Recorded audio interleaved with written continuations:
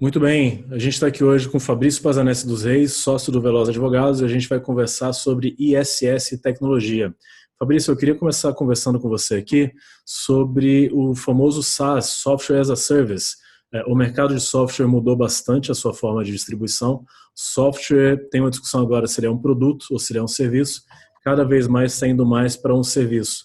Isso tem implicações sobre tributação, especialmente se a gente enquadra ele em ISS, ICMS, ou algum outro tipo de tributação.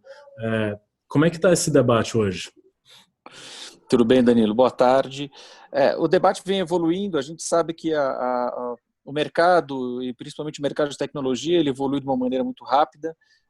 Atrás dele vem as normas, então o campo normativo evolui junto com o mercado, mas sempre com algum atraso. E, por último, vem o campo da interpretação, o campo jurisprudencial.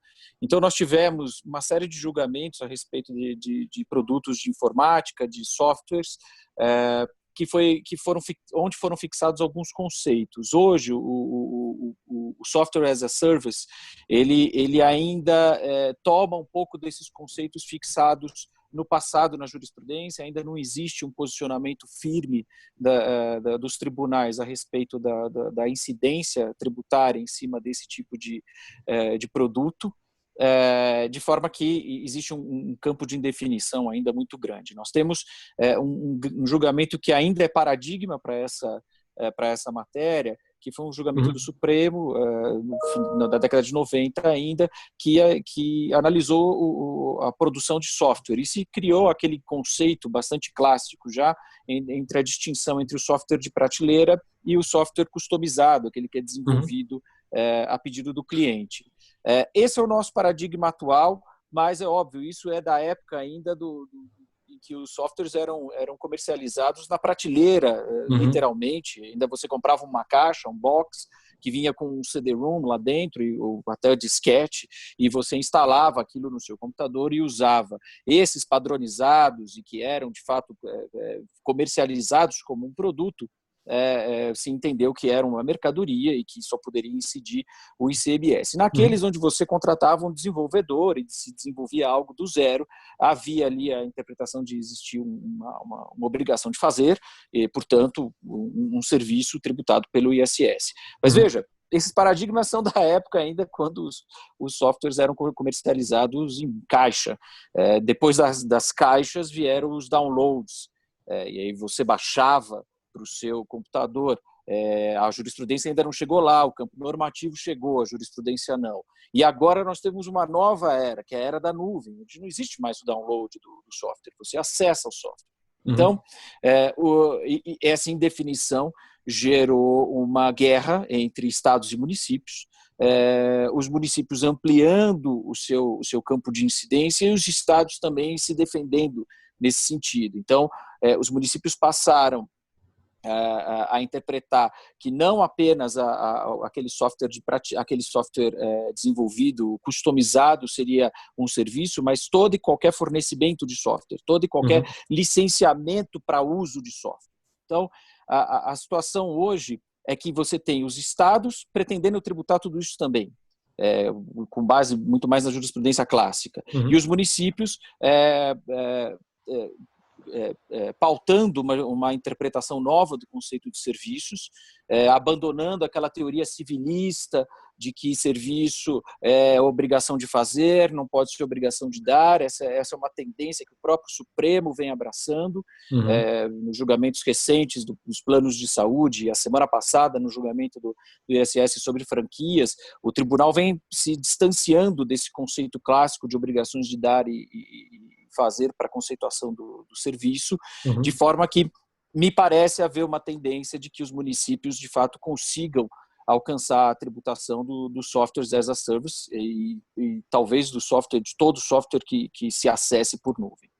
E você já está vendo algumas decisões nesse sentido em primeira instância? Como é que está o entendimento majoritário hoje da jurisprudência sobre esse debate? Se é que a gente já está no estágio que consiga identificar alguma direção já da interpretação da norma aí? Não, nós conseguimos. Ainda está bastante dividido, mas nós conseguimos. Nós temos o TJ de São Paulo reconhecendo a existência de prestação de serviço de softwares as a Uhum, service, porque, muito embora se reconheça que não existe uma customização, uhum, se identificou uma relação direta e uma dependência entre o tomador do serviço e o prestador no software as a service, como a atualização do software, os serviços de apoio, e essa aproximação maior o distanciou de uma mercadoria que é simplesmente colocada à venda e depois não existe nenhuma uma continuidade da relação entre o vendedor e o tomador. Então, nesse uhum. caso, se identifica que existe sim uma continuidade na relação entre eles e que isso os aproximaria muito mais de prestadores de serviço do que vendedores de mercadoria. Uhum. Perfeito. E Fabrício, um outro ponto aqui, além da incidência de SS sobre o SaaS, tem também a questão da tributação dos serviços de streaming, como Netflix, Spotify, etc. E teve uma determinação na Lei Complementar de 2016 sobre essa incidência de SS sobre esse tipo de serviço. Como Exato. essa cobrança tem sido contestada também nas cortes? Como é que tem sido o entendimento para o caso específico de streaming, que é ligeiramente diferente de SaaS? Não tem tanto assim essa continuidade da prestação de serviço, do atendimento, suporte, etc.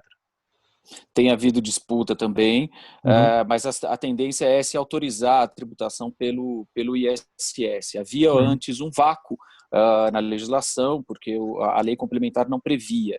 uhum, Mas nesse caso também, dadas as diferenças em relação ao SaaS, os tribunais têm entendido que há a possibilidade sim de incidência do ISS.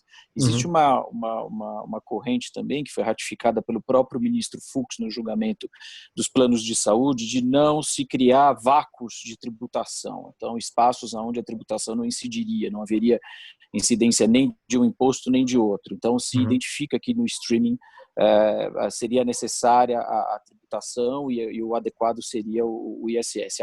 Eu acredito haver uma tendência para que siga se tributando pelo ISS os serviços de streaming. Entendi, perfeito. E Fabrício, para finalizar aqui agora, eu queria falar com você sobre exportação de serviços e ISS. E existe uma tese existia na verdade uma tese que os municípios poderiam cobrar ISS sobre serviços que eram usufruídos exclusivamente no exterior. Mas a Uhum, jurisprudência tem sido contrária a essa tese. O problema uhum, aí é que o ônus de provar que o serviço foi exclusivamente produzido no exterior, produzido não, desculpe, foi exclusivamente consumido no fruto. exterior, ficou para o próprio produtor. Isso não gera um ônus um pouquinho preocupante para o contribuinte? Muito preocupante, Danilo. Uhum, Isso a não incidência do imposto sobre serviços na exportação de serviços é algo que veio pela própria Lei Complementar 116. uhum, E numa tendência dada pela própria Constituição Federal de incentivar, na verdade, a exportação, né?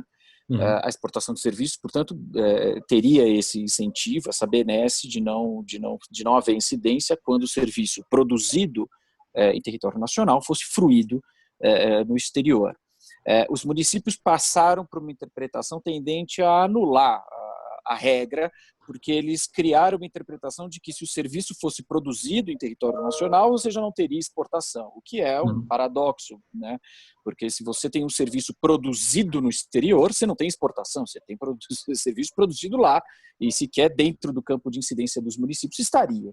Então, uhum, o que existe foi uma dificuldade de se conceituar o que seria serviço exportado, né? uhum. E os municípios, principalmente o município de São Paulo, que acabou sendo um pouco indutor dessa jurisprudência, dessa interpretação, ele baixou duas normas, uma no sentido dessa de anular, de dizer que não haveria exportação nunca.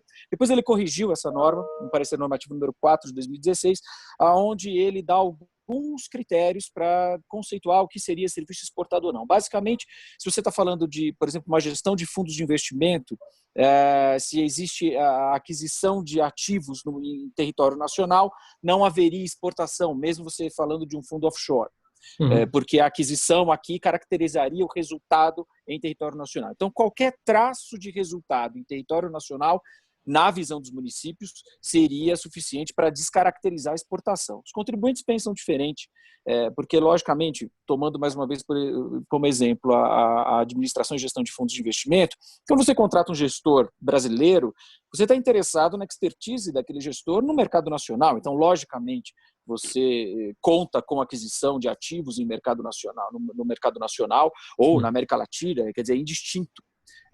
E quando o objetivo, ao final, é a valorização da cota do fundo no exterior. Não existe traço de fruição desse serviço em território nacional, exclusivamente no exterior. A jurisprudência vem caminhando para ficar no meio termo e adotou essa interpretação da aquisição de ativos no mercado nacional, por exemplo, como critério para a administração de fundos, ou se a base pesquisada num serviço de assessoria, por exemplo, ou de pesquisas, se a base pesquisada está no Brasil, mesmo que quem encomenda essa pesquisa esteja no exterior, você teria o resultado do serviço no Brasil. Então, essa é a tendência dos tribunais. O TJ de São Paulo tem seguido essa interpretação de identificar o mínimo traço de resultado em território nacional para desclassificar. O STJ ainda não analisou o tema. Nós estamos com um caso lá, um leading case, em relação à administração de fundos, que o julgamento ainda está em andamento. Nós temos um voto favorável e um voto contra até agora. A gente espera que esse julgamento traga um pouco mais de luz sobre o tema. Perfeito. Tá ótimo. Fabrício, muito obrigado. E esse foi mais um Pergunte ao Tributarista com Fabrício Pazanese do Reis. Até a próxima, Fabrício. Obrigado, Danilo. Um abraço. Um abraço. Essa foi mais uma entrevista da série Pergunte ao Tributarista, da Turivius. Assine o nosso canal e veja entrevistas exclusivas com alguns dos melhores advogados do país. É só clicar no nosso logo, na sua esquerda. Quer saber mais sobre a plataforma de pesquisa e jurimetria tributária da Turivius? Acesse o nosso site em www.turivius.com.